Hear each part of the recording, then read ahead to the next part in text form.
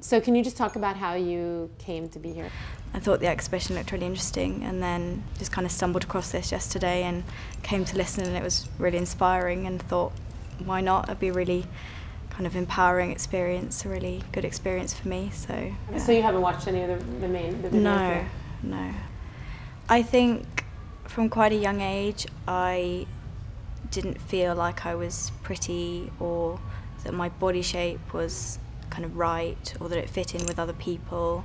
And I always kind of had the policy that, like, if you don't try and look nice, then you can't really fail at it.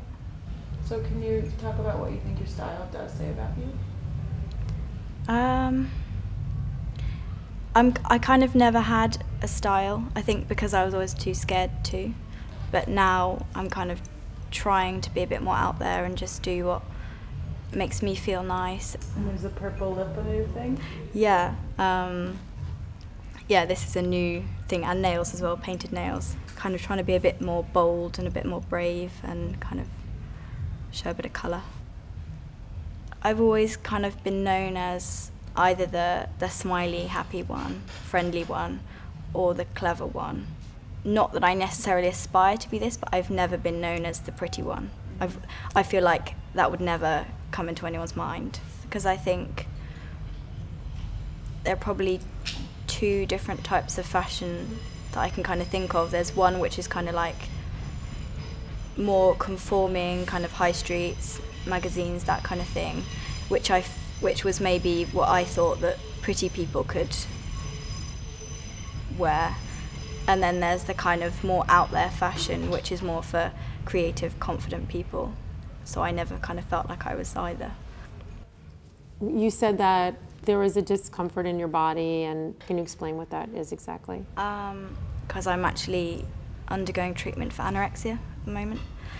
And so I was thinking about this the other day and kind of where it all started, and I think probably from about the age of 10, that's when I kind of started to be aware of my body and other people's bodies, and I just kind of got gradually more and more insecure. I think more recently it's become this big obsession, this big focus. Starting when? So I came back from my year abroad last September, and I'd put on some weight whilst I was abroad. I've always dieted quite a lot, sometimes quite extreme, but this time I kind of went more extreme. It started off just cutting out carbs, cutting out sugars, fats, then cutting out things like meat, fish, protein, then basically just living on kind of vegetables, and then I just kind of gave up eating altogether. That kind of lasted about 2 months, and I was at uni and I realised I was making myself really ill. I couldn't cope with going to lessons or anything. I was physically exhausted, mentally exhausted, very preoccupied about food and about myself, very emotional. I don't know exactly how much I lost, but quite a lot in a short space of time. And in fact, I kind of got congratulated in some ways about the fact that I'd lost the weight. Was it friends or just? So my mum actually said that, and that kind of stuck with me. And she didn't realize what was going on? No. And so then I came home and started undergoing treatment, seeing a consultant once a week, seeing a dietitian once a week. And what was not like resonating with you about that? I just couldn't make myself eat. I just couldn't do it. Was really depressed, to the point where I was suicidal. And that kind of all came out, and I was taken to hospital and started receiving a bit more treatment, and then finally I was admitted to an eating disorder hospital, where I am currently, actually. Can you explain what rock bottom was? It's really hard because I'm not there mentally now. I was definitely a different person then, but I couldn't derive pleasure from anything at all. I had no interest in doing anything, seeing anyone.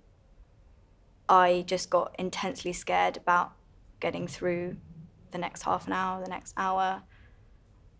saw no future whatsoever, just resented everybody for forcing me to stay in this world. But I've never seen my parents more distraught than they were then. Like I really broke them. And I feel so awful for what I put them through. And I just couldn't understand, like, why they could still love me and why they still wanted me to carry on when I was just being so awful.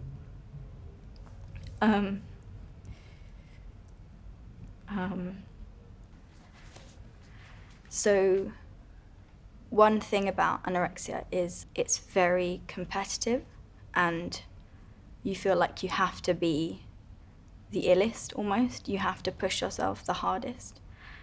And in some ways, I think the fact that I'd got to a BMI that allowed me to be admitted into hospital, I felt some kind of pride in that. So I think in some ways, even though it hadn't been a goal, I think when I got to that stage where I was hospitalized, in some ways I was like, okay, like I've done that now. I've reached that place. You've done well enough at this. You don't need to do it anymore. So how much weight have you gained back? So I'm now a healthy weight. I'm not quite where I was before I became ill.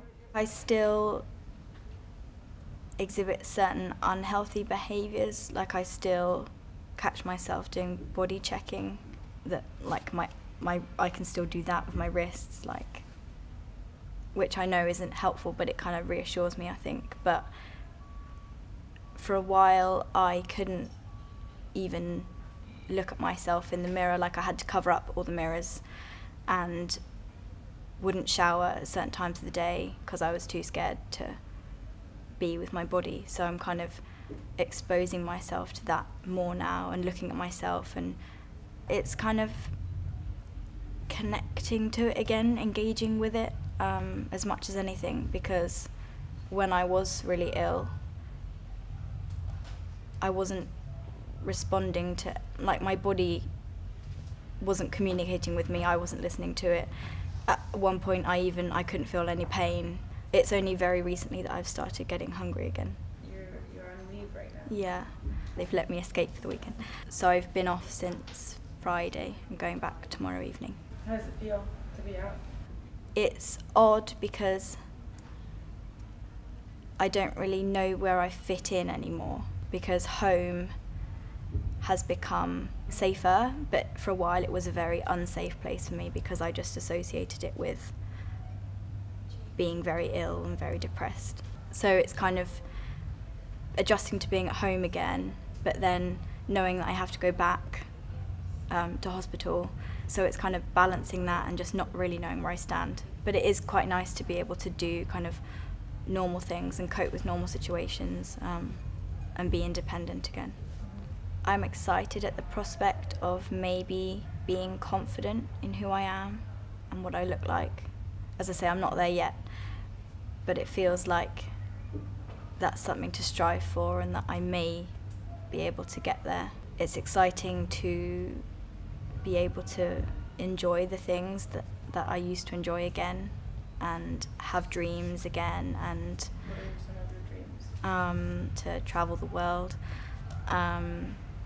maybe do some like art journalism, some travel journalism. I'd really love to pursue dance further as well in some way, shape or form, become involved in dance therapy or become involved in women's rights and supporting underprivileged women.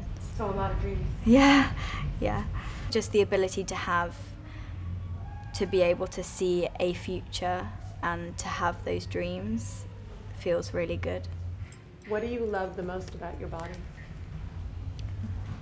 Ooh, tough question. On the whole, the way I'm trying to see it now is to appreciate that it's the product of my parents and my grandparents, the people that I love. That's where it came from. I've got my mum's nose and my grandma's legs and my granddad's teeth, and you love those people, you love them for who they are, and they formed you. Physically, they're a part of you. This was the body that hugged my grandparents before they died. This is the body that looked after my mum when she was sick. And this is the body that enables me to dance and that intuitively wants to dance and wants to move. And this is the body that started to explore the world. That's beautiful. Thank you so much. Thank you. Really, really incredibly brave. We're really thankful. Thank you. Let alone how beautiful you are. Yeah. Oh, thank you.